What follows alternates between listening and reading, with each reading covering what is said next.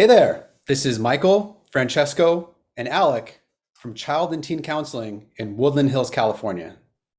Francesco, what are some unique benefits of doing group therapy as a middle school boy? Middle school is really like a time of lots of change for kids. They're going through physical changes, social changes, changes in their family potentially. And as a result, these boys are having to deal with a ton of stuff that's on their plate. And most of the time, they don't really get a chance to talk about it with anyone, let alone people who are going through that at the same time as them. So I think group really offers boys a chance to gain insight and based on the opinions or the actions of other boys their age, and then that really creates a sense of empowerment for these boys. Alec, what do you think? On the topic of a unique experience, I think that middle school as a whole is a very unique time in one's life. And it's interesting because everyone's having these personal experiences that feel isolating, but in reality, it's a shared experience of most people that are coming of age. And having a space like the group would allow for a connection between, everyone that's having these experiences to realize it might not be the easiest, but they're together.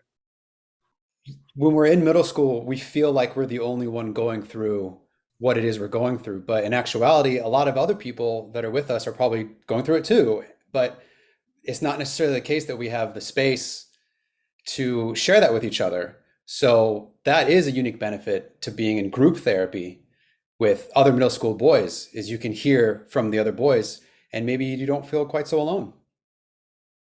Yeah.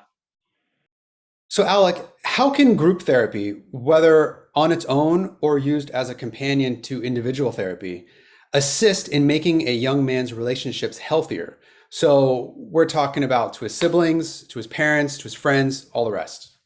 I think that in general, we understand ourselves through communication with others. And so by being a part of a group, we can start to understand ourselves and how we interact as a whole. And the great place to start with that is our peers. They're people who can relate to us, and there's a lot of shared experience. And so once we can start to understand ourselves in that relation to the people around us, it'll butt in everywhere that it needs. When it comes to at home, when it comes to siblings and parents, if we have a stronger sense of self, we can act from that foundation to communicate better as a whole. Group therapy really provides young boys, young men with an opportunity to engage socially with other people in a context that is not competitive.